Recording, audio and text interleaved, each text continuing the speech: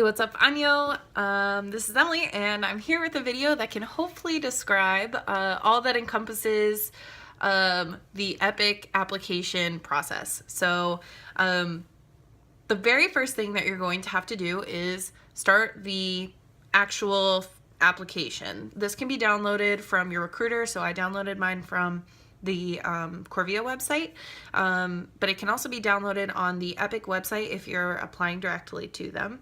Another great resource that you probably should absolutely download is the application guide. So they have a guide that goes page by page, section by section, describing exactly how you should be filling out the application. So it'll state if you can use abbreviations, which abbreviations are preferred, spaces, how to convert time differences, like literally anything you need or could want to know about the application and filling it out is in this guide. Luckily with Corvia, I'm sending my application to Corvia first, so I'll be sending my 2 letters of reference or recommendation and my photo and my application, and they'll look over all of those, make sure that they are filled out correctly, meet all of the requirements, and look as good as they possibly can, and then I'll submit it. If there's anything they want me to change, they'll just email me, say, hey,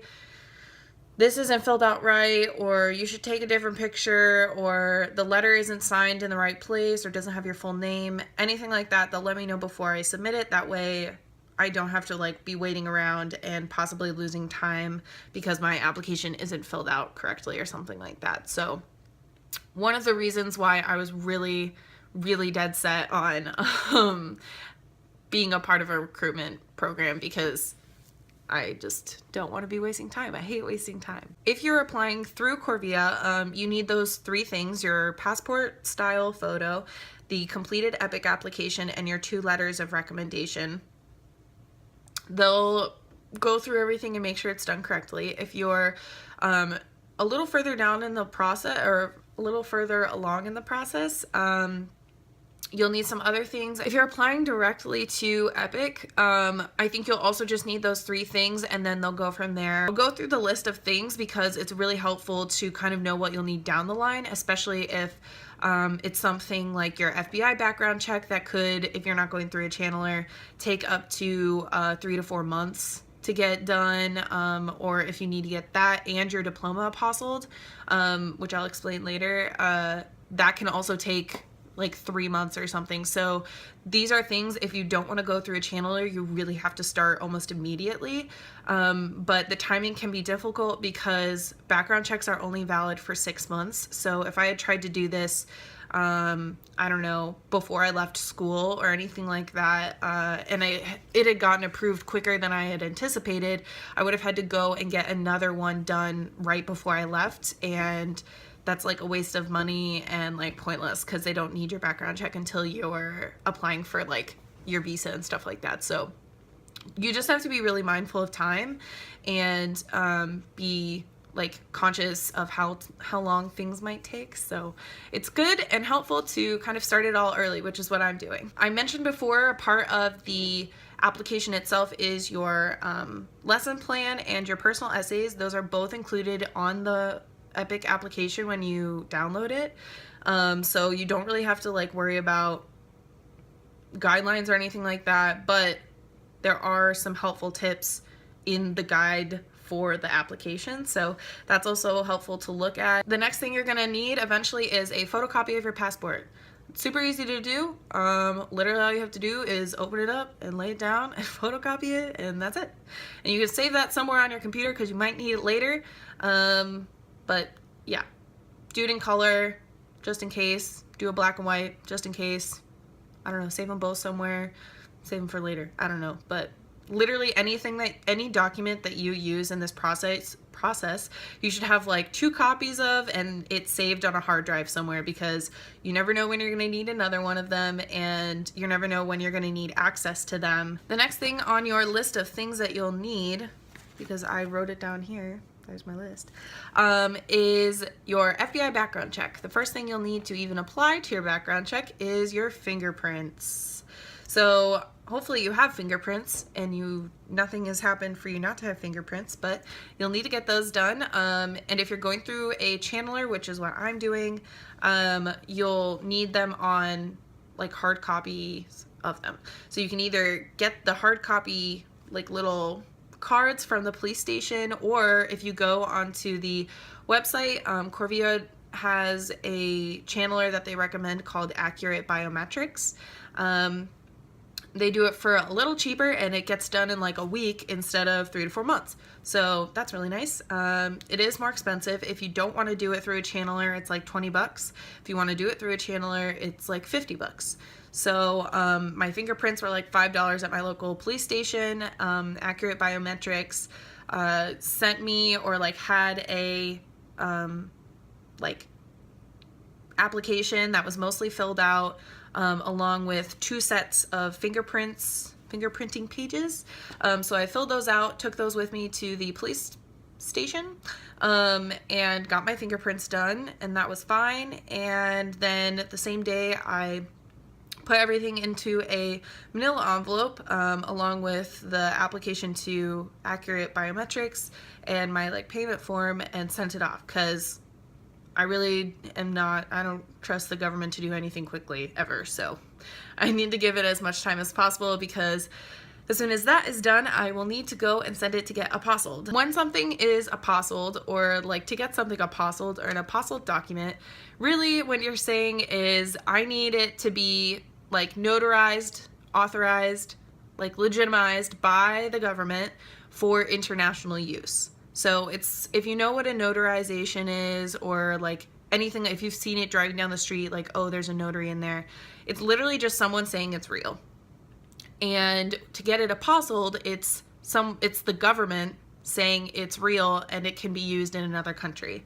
So, or like we think it's real enough that it can be used in another country. So, you'll need to get your FBI background check apostilled, and that's a separate thing. Even though it literally just came from the government, it's still not real to use in another country. So, that needs to be apostilled somewhere in Washington, D.C. by some fancy pants person, whatever. And that'll probably be another $50, because everything that you do when you're applying to teach in Korea will cost you $50, because I don't know, that's a good number. It's annoying. Anyway, once you get your FBI check done and it's approved and they're like, yes, you are not a criminal, send it to the apostle. I'm going through a channeler because this is one of those things that I also don't trust the government to get done quickly, because it can take up to 3 to 4 months, just like the FBI background check. And that'll be through, so that's through a channeler. It's $50, just like I said, but hopefully it'll be done in a week and I won't have to worry about it. The other thing that you'll also need to get apostilled is your diploma. So Case is wonderful, and will apostille your diploma. The other thing that you need to get apostilled out of all the documents that you will need to collect, my school will apostille it for me for $8 rather than $50. So all I have to do is take a picture of it, and then this thing, I'll take a picture of it, scan it, and then they'll authorize it / authenticate it / notarize it, whatever, and send it to the U.S. Department of State, and the Ohio State Department to get apostilled. If you have your diploma, you should check if your school apostilles it, because $8 is so much cheaper than $50. They'll also send it in for you, so that's great.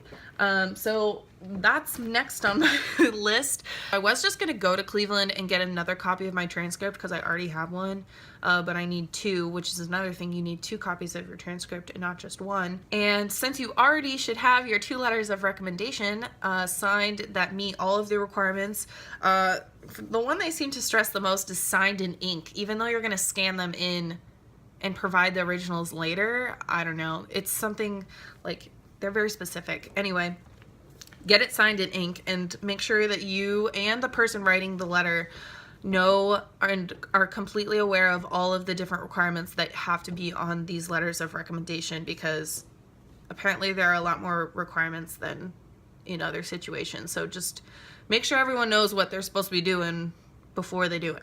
So that's basically the point of this whole video.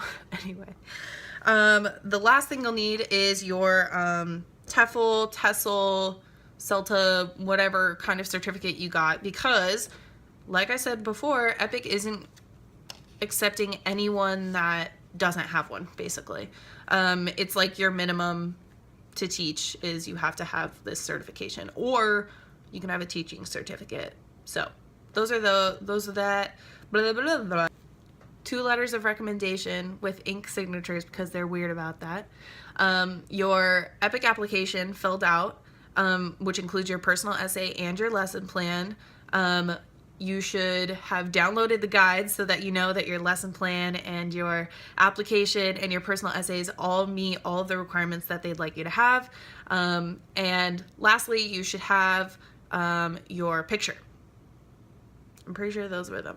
But get your picture done. It can be the same one that you have on your passport. However, I don't like mine because I look like Gollum wearing a wig. If you're submitting to different regions, or if you'd like to be working in a certain area of South Korea, EPIK has different processes for those different applications. I know for the area I want to be in, which is the Seoul metropolitan area, I was reading the attachment form that Daisy also sent me, and it just happened to mention that all of the teaching positions in the Seoul metropolitan area are for elementary school teachers. So that's pretty much anywhere from 3rd to 6th grade, which is fine with me. Like, honestly, the region is more important to me than the age of the student. I may find that was a stupid decision to make when I get there, but hopefully I'll be there to decide that. I don't know. Seoul Metropolitan Office of Education, and that is the program within EPIK that I would like to apply to. So I have like that one extra attachment document that I said is like literally just 2 pages, and it's just like my information.